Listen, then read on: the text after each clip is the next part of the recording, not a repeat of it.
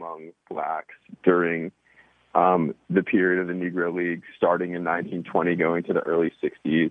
In addition to the main Negro League themselves, there were hundreds of regional and semi-pro teams scattered around the country, which were also big businesses. It brought the whole community together. People would dress up in their nicest clothes.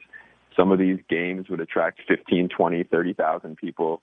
The Negro League East-West All-Star games often attracted more people than Major League All-Star games. So yeah, it was a huge deal for the community at the time. Cam, it also lends itself because during that period of time, baseball always had great personalities, great stories. And as you've talked to these players that played in the Negro Leagues, what are some of your favorite stories that you've heard from them? Wow. There's so many. I've spoken with probably 200 or 300 guys.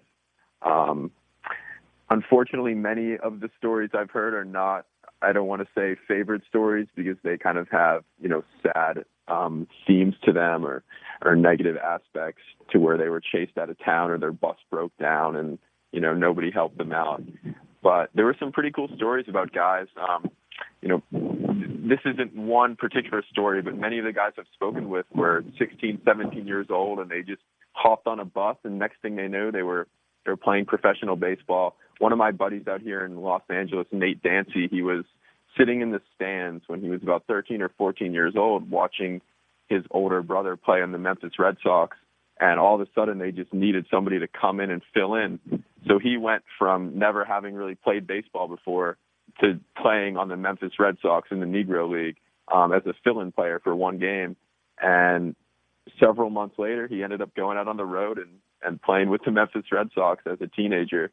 And several years later, he rejoined into the Negro League and played 2 years with the Kansas City Monarchs, playing in one of the East-West All-Star games where he was a starter. And I think he was MVP of the game as well.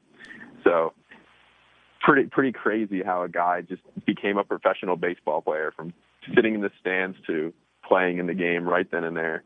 Cam, did you get an impression, and I've gotten this when talking over the years to a couple of the Negro League players, that they were not too enamored with the movie about Bingo Long's traveling all-star team of African-American black players? Have you gotten any impression from any of them about how they felt the way the game and also the Negro League baseball player was portrayed in that movie?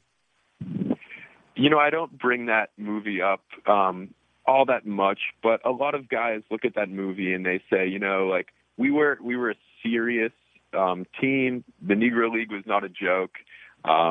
Yes, there was a little bit of clowning around on the Indianapolis Clowns baseball team, which is kind of like what that movie was modeled after. The Indianapolis Clowns were kind of like the Harlem Globetrotters, but they also played, very good, high-quality baseball as well. So guys look at that and say, hey, look, this is a little bit of not an embarrassment, but an exaggeration, and it kind of drags down the credibility of the league, I guess you could say. Yeah. What sense of personal satisfaction do you get in having done this for a long period of time and bringing to the forefront the history of Negro League baseball and its players? I really just enjoy when people reach out to me or I get to tell somebody about the Negro League and they don't know anything about it.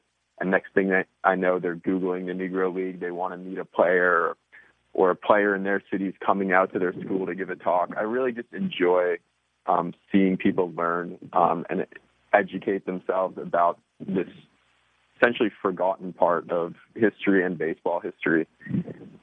One of the things that I sense in talking to the Negro League baseball players that I've interviewed is that never once have I heard any anger about their exclusion from Major League Baseball. I guess there's maybe an acceptance of that's the way it was at that particular point. You've talked to many more than I have. What sense do you get about how they feel about that period of time? It really varies based on the player. Many players are just grateful that they were able to participate in the Negro League and play professional baseball for several years. But many of the players also went on, and after their Negro League days, went on and played in the minor leagues for dozens of years or 3 or 4 years or maybe even half a season, and then they got cut. So there are many guys that I've spoken with that played in the Negro League, went on to the minors, and then played in AAA for 3-4 years and just